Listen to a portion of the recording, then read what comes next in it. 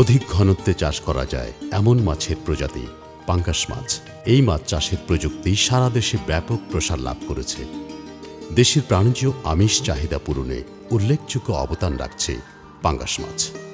বৃদ্ধির হার রুই জাতীয় মাছের চেয়ে বেশি, ফলে অধিক উৎপাদন পাওয়া যায় এবং অর্থনৈতিকভাবে লাভজনক হয়। প্রতিকূল পরিবেশে পাঙ্গাস মাছ বাঁচতে পারে। রাক্ষসে মাছ নয় বলে রুই জাতীয় মাছের সাথে মিশ্র চাষ করা যায়। সর্বভোগ বিধায় সম্পূরক খাদ্য প্রয়োগে চাষ করা যায়। পাঙ্গাস মাছ চাষের জন্য পুকুর নির্বাচন। পাঙ্গাস মাছ চাষের জন্য 8 থেকে 10 মাস পানি থাকে এমন পুকুর নির্বাচন করতে হবে। পুকুরের আয়তন হতে হবে 60 থেকে 120 শতাংশ। তবে এর চেয়ে বড় পুকুরেও এ মাছ চাষ করা যায়। যোগাযোগ ব্যবস্থা সহজতর হতে হবে। মাছ চাষের উপযোগী মাটি ও পানি থাকতে হবে। গাছপালা মুক্ত খোলামেলা পরিবেশ থাকতে হবে। দূষণমুক্ত পানির সংস্থান থাকতে হবে। পাঙ্গাস মাছ চাষের জন্য পানির গুণাগুণ। পানির গভীরতা 1.5 থেকে 2 মিটার। পানির পিএইচ 6.5 থেকে 8.5। দ্রবীভূত অক্সিজেন 5 থেকে 7 ppm। দ্রবীভূত কার্বন ডাই অক্সাইড 3 ppm বা এর নিচে। অ্যামোনিয়া 0.5 ppm বা এর নিচে। হাইড্রোজেন সালফাইড 0.2 ppm বা এর নিচে। ক্ষারতা 200 থেকে 250 ppm। তাপমাত্রা 25 থেকে 30 ডিগ্রি সেলসিয়াস। পাঙ্গাস মাছ চাষের জন্য মাটির গুণাগুণ। মাটির গুণট কাঁদাযুক্ত দোআঁশ মাটি। মাটির পিএইচ 6.5 থেকে 7.5। নাইট্রেট 50 থেকে 75 মিলিগ্রাম। ফসফেট 10 থেকে 20 মিলিগ্রাম। ক্যালসিয়াম 40 থেকে 50 মিলিগ্রাম। জৈব পদার্থ 2.5 থেকে 5 শতাংশ। পাঙ্গাস মাছ চাষের জন্য পুকুর প্রস্তুতি। পাঙ্গাস মাছ চাষের জন্য আয়তাকার পুকুরই উত্তম। পুকুরের আকার 25 থেকে 50 শতাংশ এবং পানির গভীরতা 5 থেকে 6 ফুট হলে ভালো। পাড় মজবুত ও বন্যামুক্ত হতে হবে। প্রয়োজনে পুকুরের পানি বের করা ও পানি প্রবেশ করানোর ব্যবস্থা থাকতে হবে। পুরাতন পুকুরের ক্ষেত্রে পুকুর প্রয়োজন মতো সংস্কার করে নিতে হবে। পুকুর পাড়ের ঝোপ জঙ্গল পরিষ্কার রাখতে হবে। পুকুরের পাড় ভালোভাবে বাঁধতে হবে। জলজ আগাছা পরিষ্কার করতে হবে। পুরাতন পুকুরের ক্ষেত্রে পুকুরের পানি সেচে তলদেশের কাদা ও বর্জ্য পদার্থ, অবাঞ্ছিত মাছ ও প্রাণী অপসারণ করতে হবে। যদি পুকুরে পানি না থাকে তাহলে মাটিতে একবার মই দিয়ে সেখানে অ্যাকোয়ালাইম ব্যবহার করতে হবে। মাটির পিএইচ পরিমাপ করে অ্যাকোয়ালাইমের মাত্রা নির্ধারণ করা উচিত।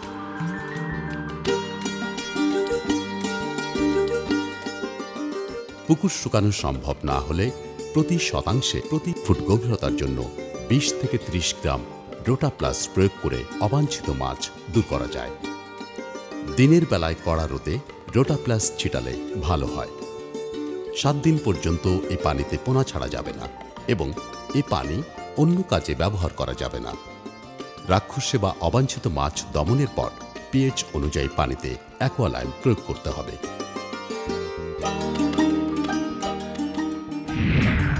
পানি সরবরাহ। বিশুদ্ধ ও দূষণমুক্ত উৎস থেকে পানি নিতে হবে। এক্ষেত্রে চাষকালীন সময়েও পানির গুণাগুণ কঠোরভাবে রক্ষা করতে হবে। পানিতে প্রয়োজনীয় দ্রবীভূত অক্সিজেন 5 থেকে 7 ppm। পানিতে প্রাকৃতিক খাদ্য অর্থাৎ প্লাঙ্কটন পর্যাপ্ত পরিমাণে থাকতে হবে। পানিতে পিএইচ 6.5 থেকে 9 এর মধ্যে থাকতে হবে। সার প্রয়োগ।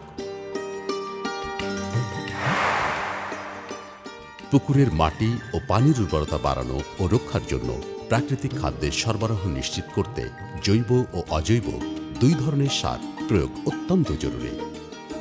অ্যাকোয়ালাইম ব্যবহারের 5 থেকে 7 দিন পর পুকুর প্রস্তুতিতে সার প্রয়োগ করতে হবে। জৈব সারের মধ্যে প্রতি শতাংশে বেন্থোডের প্রয়োগ মাত্রা 100 থেকে 150 গ্রাম, গোবর 5 থেকে 7 কেজি আর অজৈব সারের মধ্যে ইউরিয়া 100 থেকে 150 গ্রাম, টিএসপি 50 থেকে 75 গ্রাম। এর সাথে প্রতি একরে 2 কেজি হারে ভিটা প্লাঙ্কটন ব্যবহার করলে অত্যন্ত ভালো ফল পাওয়া যায়। পানির প্রাকৃতিক খাদ্য পর্যবেক্ষণ। সার প্রয়োগের সপ্তাহখানেক পর রেণু বা পোনা মজুদের আগেই পুকুরে প্রাকৃতিক খাদ্য তৈরি হয়েছে কিনা তা পরীক্ষা করতে হবে। পুকুরের পানির রং থাকবে সোনালী, সবুজ অথবা বাদামি সবুজ।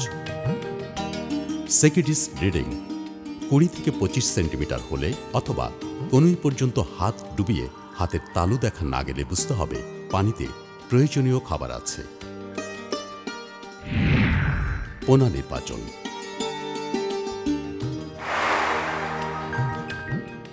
মাছ চাষের জন্য রোগমুক্ত এবং মানসম্পন্ন পোনা নির্বাচন অত্যন্ত গুরুত্বপূর্ণ। ভালো পোনা চঞ্চল, সুস্থ ও উজ্জ্বল হবে। একই আকারের এবং একই ওজনের হবে। পোনার ত্বক পিচ্ছিল এবং শরীরে কোনো অবাঞ্ছিত দাগ থাকবে না।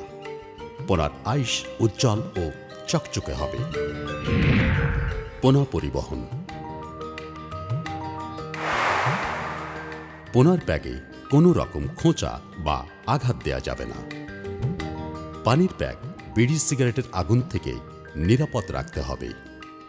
পোনা পরিবহনকালে পথিমধ্যে পানি পরিবর্তন করলে পানির তাপমাত্রা আগের পানির তাপমাত্রার সমতায় আনতে হবে এবং পানি অবশ্যই জীবাণুমুক্ত হতে হবে।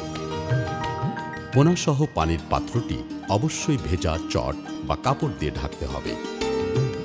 ভিন্ন বয়সী পোনা একত্রে এক পাত্রে পরিবহন না করাই ভালো।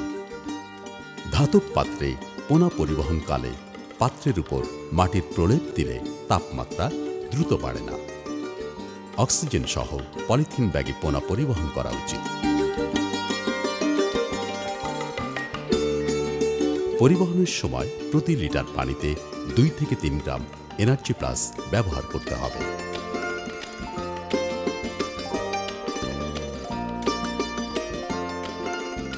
খাদ্য প্রয়োগ ও খাদ্যের গুণগত মানের উপর নির্ভর করে প্রতি শতাংশে 4 থেকে 5 সেন্টিমিটার বা 3 থেকে 4 গ্রাম ওজনের 500 থেকে 1000 পোনা মজুত করা যেতে পারে।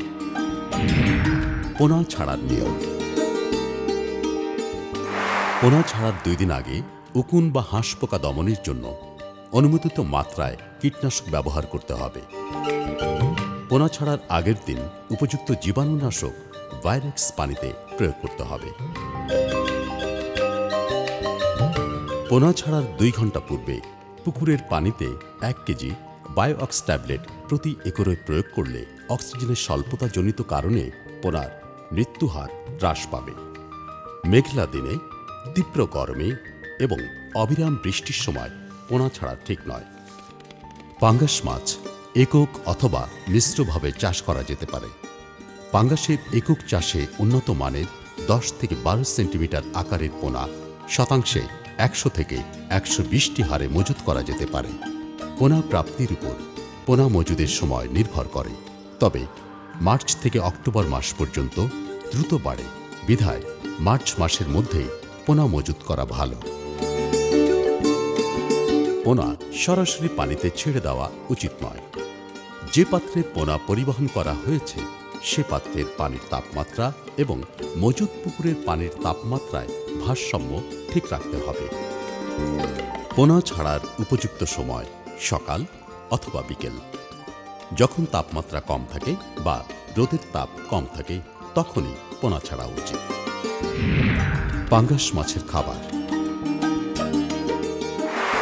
মাছ চাষের মোট খরচের প্রায় 70% খরচ হয় খাবারে। সুষম খাবার মাছ চাষে অত্যাবশ্যকীয়।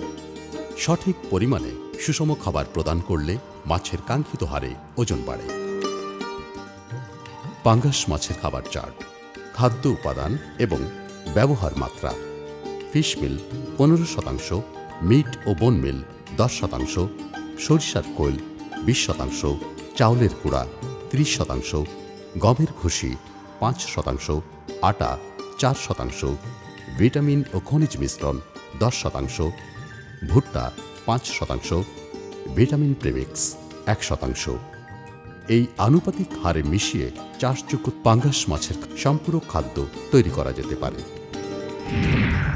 সম্পূরক খাবারের ক্ষেত্রে বিবেচ্য বিষয়: মাছের ওজন ও প্রজাতি, মাছের আকার, আকৃতি ও বয়স, পানিতে প্রাকৃতিক খাবারের পরিমাণ, খাবারের গুণগত মান, খাদ্য রূপান্তর হার, পানির তাপমাত্রা। পাঙ্গাস মাছের খাবার সরবরাহে বিবেচ্য বিষয়: বয়স ভেদে 5 থেকে 10% হারে সকাল বিকাল 2 বেলা খাদ্য প্রয়োগ করা যেতে পারে উৎপাদন বৃদ্ধির জন্য। পাঙ্গাস মাছের রোগ: মাছের মড়ক শুরু হলে বা অধিক হারে মাছ রোগাক্রান্ত হলে তা নিরাময় করা ব্যয়বহুল ও সময় সাপেক্ষ ব্যাপার। এতে পণ্য মান হ্রাস পায়, উৎপাদন পরিমাণ কমে যায়। তাই মাছ রোগাক্রান্ত হওয়ার আগেই ব্যবস্থা নেওয়া উচিত। পুকুরের মাছ খাবার খাওয়া কমিয়ে দিলে বা বন্ধ করে দিলে বুঝতে হবে মাছ রোগে আক্রান্ত। এছাড়াও মাছের গায়ে ক্ষত বা রক্তক্ষরণ হলে, লেজ ও পাখনা পচতে শুরু করলে, ফুলকা পচে গেলে, দেহের ভারসাম্য নষ্ট হয়ে গেলে, পেট ফুলে গেলে বুঝতে হবে মাছের রোগ হয়েছে। যথোপযুক্ত পরিচর্যা না করলে হ্যাচারিতে রেণুপোনা মারা যাওয়ার সম্ভাবনা বেশি থাকে। পাঙ্গাস মাছের রোগ প্রতিরোধ: প্রতি মাসে পুকুরে মৎস্য বিশেষজ্ঞের পরামর্শ নিয়ে মেগাজিও প্লাস,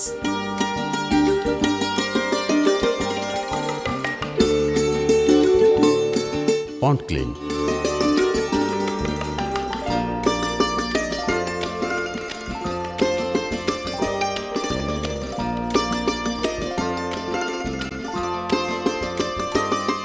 অ্যাকোয়াফটো,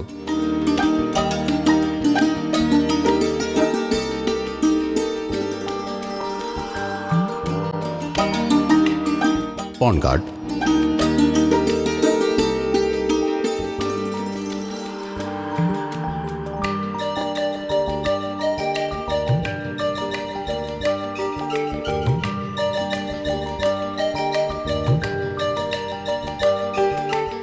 ভাইরেক্স,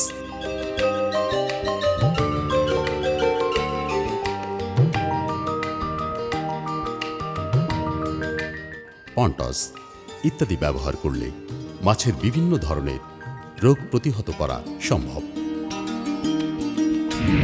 রোগে আক্রান্ত পাঙ্গাস মাছের চিকিৎসা: পাঙ্গাস মাছের শরীরে রোগ হলে কী রোগ হয়েছে তা নির্ণয় করে অভিজ্ঞ মৎস্য বিশেষজ্ঞের পরামর্শ নিয়ে ভাইরেক্স, ভিটাবায়োটিক এফএস, ফ্রা-এসপিএল ব্যবহার করা যেতে পারে।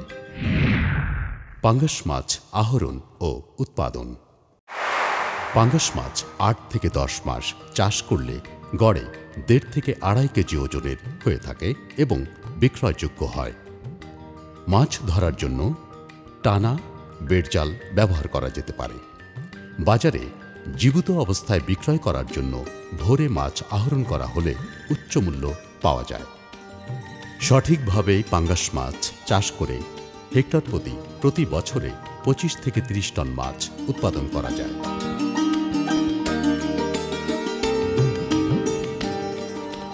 আধুনিক পাঙ্গাস মাছ চাষের জন্য যে কোনো পরামর্শ ও প্রযুক্তি সেবা পেতে নিকটস্থ এসিআই মৎস্য বিশেষজ্ঞের সহায়তা নিতে পারেন।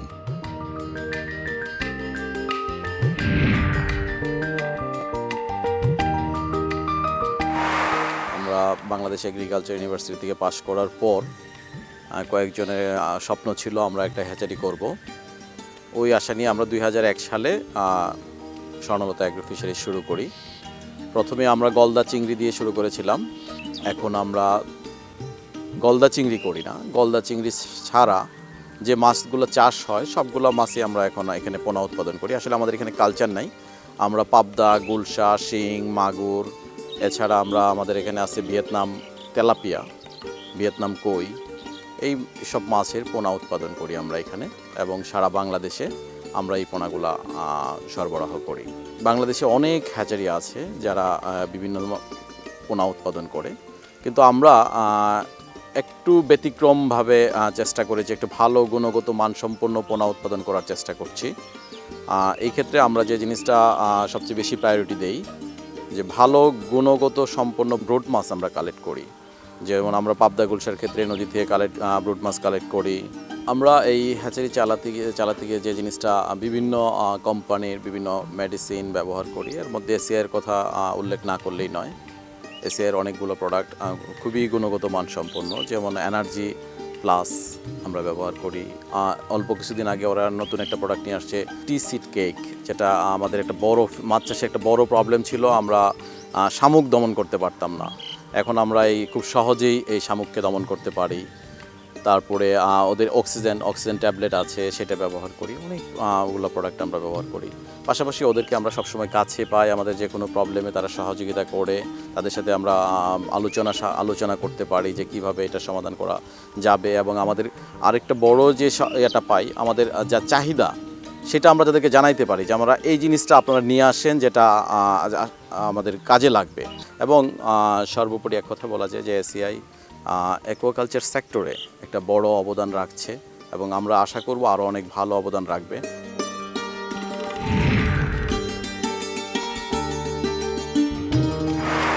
এসিআই অ্যানিম্যাল হেলথ বাংলাদেশের পোলট্রি, ডেইরি এবং অ্যাকোয়া শিল্পের উন্নয়নের জন্য, স্পেশালি স্বাস্থ্যসেবার জন্য গুরুত্বপূর্ণ ভূমিকা পালন করে যাচ্ছে। আমরা পোলট্রিতে মেডিসিন, নিউট্রিশন এবং ভ্যাকসিন, অ্যাকোয়াতে মেডিসিন, নিউট্রিশন এবং পন্ড ম্যানেজমেন্টের প্রোডাক্ট, ডেইরিতে নিউট্রিশন এবং মেডিসিন নিয়ে আমরা কাজ করি। বাংলাদেশে মৎস্য শিল্পের একটা গুরুত্বপূর্ণ মার্কেট আছে। আমরা দেখতে পাচ্ছি যে আমরা যদি মৎস্য শিল্পের উন্নয়ন ঘটাতে পারি, আমরা বাংলাদেশের মানুষের প্রোটিনের চাহিদা পূরণ করে আমরা আমাদের এই ফিশগুলা বিদেশে এক্সপোর্ট করতে পারবো। বিশেষ করে মৎস্য খামারের কথা চিন্তা করে একদম পুকুর তৈরি থেকে শুরু করে পুকুরের পানির কী ধরনের পিএইচ হবে, পানিতে কী ধরনের গ্যাস থাকতে পারবে কি থাকতে পারবে না, কোন এনভায়রনমেন্টে মাছের প্রোডাকশন সবচেয়ে বেশি হবে, সেই জাতীয় পণ্য কিন্তু আমরা নিয়ে আসি বিশ্বের বিভিন্ন দেশে। যেটা নতুনত্ব প্রোডাক্ট সেটা নিয়ে আসার পর আমরা আমাদের দেশে এই খামারি ভাইদের হাতে এটা পৌঁছে দিই সহজলভ্য এবং সহজ মূল্যে, যাতে কম মূল্যে তারা বেশি বেশি করে মাছের প্রোডাকশনটা আমরা করতে পারি। আরেকটা হচ্ছে পানি একটা ইম্পর্টেন্ট ফ্যাক্টর। যেখানে মাছ থাকে সেই পরিবেশটা যদি ভালো না থাকে, নোংরা থাকে, সেখানে অক্সিজেনের ঘাটতি কম থাকে এবং অন্যান্য খারাপ গ্যাস থাকে, তাহলে কিন্তু মাছ ভালো ওজন বাড়বে না। আমরা সেই পণ্যগুলোও নিয়ে আসছি যে পণ্যের কারণে পানিতে প্রচুর পরিমাণে অক্সিজেন হবে, খারাপ গ্যাসগুলো দূর হয়ে যাবে এবং পিএইচ ভালো থাকবে। অতএব ভালো পরিবেশে যদি মাছ থাকে তাহলে অবশ্যই তার দৈহিক ওজন বাড়বে। সবচেয়ে ইম্পর্টেন্ট যে বিষয়টা সেটা হচ্ছে আমাদের আছে প্রায় 22 জন টেকনিক্যাল সার্ভিস অফিসার যারা মৎস্য বিজ্ঞানী। এরা বাংলাদেশের নামি দামি বিশ্ববিদ্যালয় থেকে পড়াশোনা করে এসে কৃষক যেন অধিক লাভবান হয় তার জন্য সরাসরি কৃষককে পরামর্শ প্রদান করছে। এসিআই অ্যানিম্যাল হেলথ সরাসরি কৃষকের সেবা প্রদান, আধুনিক প্রযুক্তি বিষয়ে অবগত করা এবং নতুনত্ব প্রোডাক্ট দিয়ে কৃষককে অধিক পরিমাণে মৎস্য চাষে উদ্যোগী করা এবং লাভবান করার জন্য কাজ করে যাচ্ছে।